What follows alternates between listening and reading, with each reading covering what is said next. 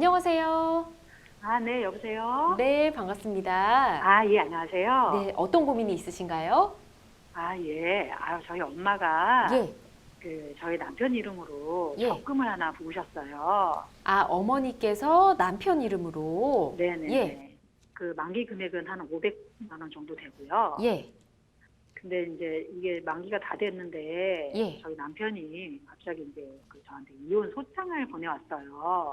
그러셨군요. 예. 네네. 뭐, 이혼 사유는 뭐 별 내용은 없었고요. 네. 그냥 저랑 살기 싫다고. 아, 예, 이제 그런 문제로 이제 이혼 소장을 보내왔는데, 예, 문제는 지금 이제 적금이 만기가 돼서 예. 어머니가 그 돈을 찾으셨어요. 네, 그랬는데 이제 엄마가 네, 우리 남편 이름으로 적금 들었다는 사실을 네.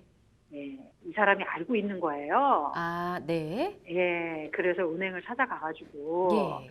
자기 명의로 된 이제 돈을 찾겠다고. 음, 예, 그랬는데 이제 엄마가 찾아간 거를 이제 적금을 해지해서 이제 만기돼서 찾아간 걸 알고 네. 은행에다가 이제 왜 내 이름으로 됐는데 예. 본인도 없는데 이렇게 돈을 내줬냐고 막 예. 싸갔더래요. 아, 예, 뭐 솔직히 저희 남편이나 저나 네. 엄마가 그 적금 드는데 한 푼도 보태지는 않았었거든요. 예, 순수하게 어머니가 적금을 넣으신 거죠, 매달. 네네네. 그리고 뭐 엄마는 이제 우리 사는데 좀 보탬 되라고 예. 남편이 가정이고 하니까 이제 남편 이름으로 들어준 적금인데 네. 이 돈이 꼭 자기가 이제 명의가 자기 명의라고 자기 예. 돈인 양 그렇게 막 적반하장 식으로 음, 돈을 돌려달라고 하는데 이거 뭐 어떻게 해야 되는지 네. 이런 경우에는 돈의 주인이 그러면은 법적으로 남편 이름으로 되어 있으니까 남편 건지 예. 부은 건 어머니까 우리 엄마 돈인지 이게 네. 너무 궁금해서 연락드려봤습니다. 알겠습니다. 어머니께서도 굉장히 당황해하실 것 같은데요. 저희가 박진우 변호사님이 함께 들으셨으니까 해결을 좀 해드리도록 하겠습니다. 예. 변호사님이 이거 깔끔하게 좀 해결해 주실 수 있을 것 같은데 인사 나눠보시죠. 네, 안녕하세요. 박진우 변호사입니다. 예, 안녕하세요. 네, 네. 제 사연을 듣고 있었는데요. 네네. 그러면은 어머니께서 남편분 명의로, 그러니까 네. 사위분이 되시겠죠. 어머니 입장에서 사위분 명의로 이제 통장을 만들어서 거의 적금을 드셨다는 거죠. 네네, 맞습니다. 그건 이미 찾으셨다는 거죠. 네, 엄마가 근데 이제 그 남편분께서 선생님한테 이제 이혼 소장을 내면서 그 돈 자기 거다 이렇게 주장하고 계신 건가요? 네네네. 이혼 소장에도 그 내용 혹시 적시되었습니까? 그런 내용은 없고, 음, 그냥 별다른 내용은 없고, 그냥 이제 음. 이혼하자는. 네, 네. 일단 먼저 그 돈이 이제 먼저 네. 찾아오신 상황이잖아요. 네네네. 그러면은 일단은 버티세요. 네. 이게 예. 뭐 돈을 안 가져온 상황이라면은 저희 쪽에서 어떤 조치를 할 문제가 생기지만 지금은 상대방이 어떤 조치를 취하셔야 되는 상황이고 선생님 측에서는 반박하기만 하면 되시는 상황이니까 일단 큰 문제는 생기지 않을 것 같습니다. 왜냐하면은 네네. 금융실명법 이제 3조에 보면은 이제 우리가 1항에서는 실명 거래를 해야 된다. 예. 이렇게 규정을 하고 있고 그 3항에서는 탈법 행위를 위한 비실명 거래를 금지하고 이를 위반한 경우에는 5년 이하의 징역 또는 5천만 원 이하의 벌금에 처한다. 이렇게 규정을 하고 있고 네네. 5항에서는 그 계좌에 들어있는 돈은 명의자 소유로 추정한다. 이렇게 되어 있어요. 네, 그래서 보통 이 규정 때문에 명의자 분 명의에 돈이 들어 있으면 그 돈은 명의자 거다. 명의자 거로 일단 추정한다는 규정이거든요. 근데 이미 찾아오셨으면은 네네. 그 돈의 주인은 원칙적으로는 돈을 가지고 있는 사람 거예요. 아. 네네. 그리고 그 5항에 있는 규정이 추정 규정이라는 건데요. 추정이라는 것은 반대의 증거를 통해서 번복할 수도 있는 겁니다. 그걸 그런데 이제 실질적으로는 어머님이 계속 돈을 넣으셨기 때문에 네네네. 어머니 돈을 가지고 계시는 건 큰 문제가 없어 보인다는 겁니다. 아. 다만 아까 말씀드렸듯이 3항에서 탈법 행위를 이제 못하게 해야 된다. 그런 이제 비실명 거래를 금지하고 처벌 규정이 된다는 문제가 세법 관련해서는 또 문제가 될 수도 있어요.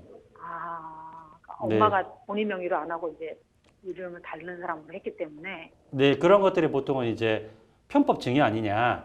네네네. 그래서 사위분들에게 적금을 해가지고 원래는 본인 명의로 이제 적금을 드셔서 타가지고 사위분에게 주시면은 그 500만 원이 사위분한테 증여가 되는 거잖아요. 네네네. 근데 사위분 명의로 통장을 만들어 주시면 증여세를 안 내게 되겠죠. 그렇죠. 예. 네, 그리고 약간 탈법 행위처럼 보이는데, 근데 이제 실제로 그 증여 의사가 있다고 하더라도 다른 증여가 없으시면 네네. 그 우리 세법상으로는 성년 자녀에 대해서는 10년간 5천만 원 네. 범위 내에서 이제 과세 없이 증여를 하실 수가 있어요. 이건 잘 알고 계실 텐데, 아, 그러면 이제 사위나 며느리는 어떻게 되냐? 네네. 이분들도 10년간 1,000만 원까지는 증여를 하실 수가 있어요. 아, 세금 없이. 네네. 아, 네. 그렇기 때문에 그 어머님께서 사위분한테 준 돈이 10년간 다른 돈이 없다. 네네. 고 하면은 탈세도 아닌 거죠, 이게. 아, 그런 사실은 없어요. 네네. 그러면은 탈세도 문제 안 되기 때문에 그러면은 탈법 행위를 위한 비실명 거래도 아닐 수 있거든요. 아, 네네. 네네. 그렇기 때문에 이 사정들을 뭐 액수가 크지 않고 네네. 그리고 지금까지 이미 돈을 찾아오셨고 네네. 그렇기 때문에 가지고 계셔서 상대방의 주장이 없으시면은 그냥 가지시면 되고 주장이 있으시면은 원래 어머니께서 넣으신 돈이다. 실질적으로 어머니 돈이라는 걸 증명하시게 되면은 큰 문제가 없으실 걸로 보입니다. 아, 만약에 문제 뭐 될 것 같진 않은데, 네, 예, 그 어머니 돈이라는 걸 증명해라라고 하면, 네, 그냥 저희 어머니가 이제 연로하셔서 네. 뭐 전자거래 뭐 이런 거 잘 못하시고, 그냥 은행에 항상 그 본인이 직접 돈 가지고 가셔서 이렇게 통장으로 입금을 하셨거든요. 네. 그런 사실도 증거가 될 수 있나요? 네, 그럼요. 그 만약에 계좌이체를 하셨으면 계좌이체 증거가 남으실 거고 네네. 고무렵에 뭐 현금으로 출력해서 입금을 했으면 다른 계좌에서 현금을 뽑으신 계좌 증거가 남으실 거고요. 아, 예. 그리고 지금 문제가 되는 것은 오히려 금융기관 쪽일 거예요. 그 사람들은 통장 개설 당시에 당사자를 확인하지 않으신 그런 부분들이 문제 될 수 있거든요. 아, 네네. 근데 그렇다면은 이제 그 당시의 사정들에서 그 사람으로부터 어떤 증거를 받는 것은 사실상 좀 어려울 수 있지만 네. 그렇지만은 우리가 거기에 대해서 어머니께서 직접 가셔서 입금을 하셨다고 한다면은 네네.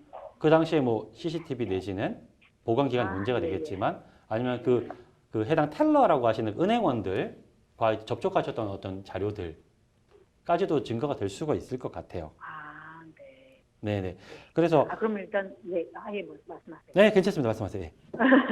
그러면 일단 부여잡고 절대 안 주고 있으면 버텨야 되겠네요. 아니 그쪽에서 어떻게 주장하시느냐에 따라 다를 텐데요.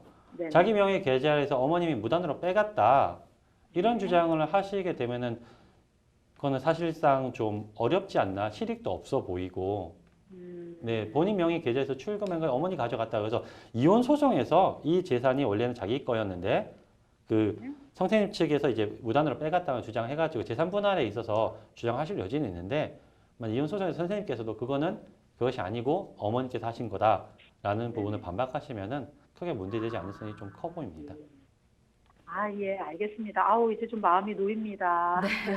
다행이에요. 어머니께도 잘 말씀드려서 좀 편히 네네. 계실 수 있게 해주셨으면 좋겠네요. 아, 예, 감사합니다. 네, 이렇게 조언 드리겠습니다.